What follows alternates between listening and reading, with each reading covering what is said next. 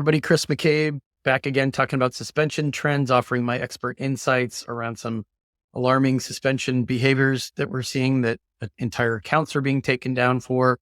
In past occasions, sometimes we saw certain ASINs being suspended for reviews abuse type practices. If there were, let's say, inserts in packaging that were not compliant with Amazon's policies around review solicitation. In prior years, if you go back to 2022 or maybe even 2021, you would see some people getting their ASIN taken down, and they might have a top selling ASIN. It might be like an account suspension for them, losing a lot of money. But nowadays, of course, they're more likely to take the entire account down. I want to clear up a lot of the misconceptions I've seen on LinkedIn, on YouTube, and some forums posts on Amazon and some Facebook groups as well. You cannot give product away and just say, well, we didn't ask for a review.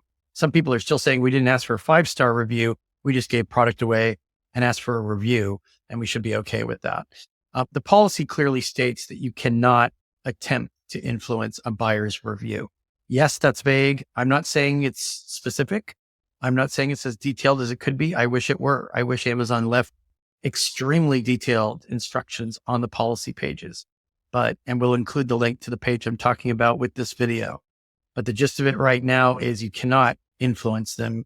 You cannot put your finger on the scale and induce them even a little bit to send in a positive review over a negative. You also can't do things like refund people and ask them to update their review now that you've improved their experience. I've had numerous people get their entire account suspended over doing that lately. I guess maybe that was considered okay for a while. Maybe they weren't suspending sellers for that. Going back 18 months, they're definitely doing it now. Make sure if you've been doing that you stop doing it, number one. Number two, maybe do what you can to get some of those reviews deleted if they've been updated from a 3-star review to a 5-star review. If it happened only once, are your odds huge for getting your whole account taken down? Maybe not if it's just one stray review, but I rarely see that. I usually see it's clusters of data, which is what they're looking for. Clumps of reviews, right? Lots of competitors. You're making it easy for them to report you to the abuse teams, PRA, product review abuse teams, for influencing reviews, for making it more likely that you get positive reviews. Believe me, I understand that competition dictates.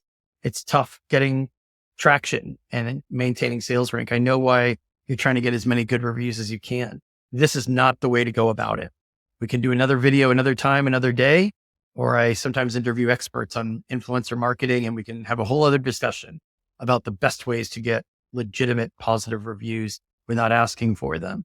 But it's not enough to give product away or heavily discount product, or employ any of these tactics, even saying, hey, can you help us out? We're a small family-owned business. All of this is ancient history. You can't be asking anyone to do anything where you're kind of poking and prodding them in a certain direction to leave you a nice review or to emphasize how much they'd be helping you by leaving a nice review. And for sure, definitely don't try to just improve their experience and think that that's a workaround for, hey, we gave you some money back. We refunded you the full cost of the item.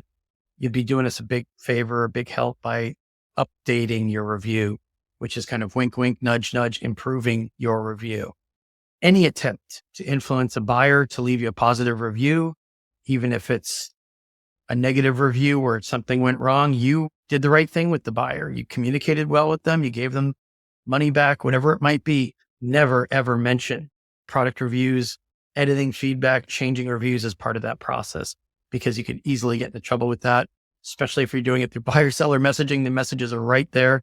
A lot of this is info that's been out and around for a while.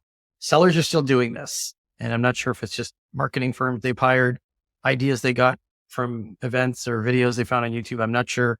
I think it's a combination of those factors.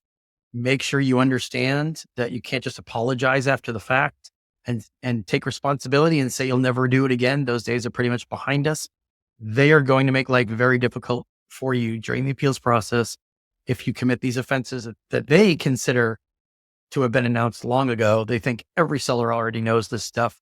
They will have no understanding why you think you can get away with some of these tricks. They know why you're doing it. They will be baffled as to why you're still doing it or why you thought you could get away with it. And it also helps boost their metrics.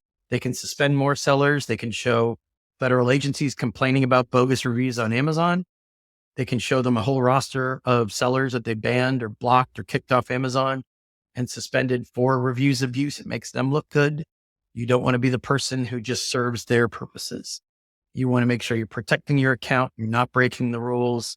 If there are questions on this, let me know. If you need to just show me a quick screenshot of an insert you're thinking of using, we do that all the time. But the bottom line is, do not play games with this stuff. The consequences are heavy duty, and you could be looking at a very uphill fight in terms of appeals or just trying to get anyone to even read, let alone accept your appeal, if you get stuck doing these kinds of very old school tricks that pretty much don't work as well as they did in the past anyway. So you're not going to get as much of a boost from it. So questions on this, let me know. Once again, Chris McCabe at eCommerce Chris. I'll catch you in the next video. Thank you.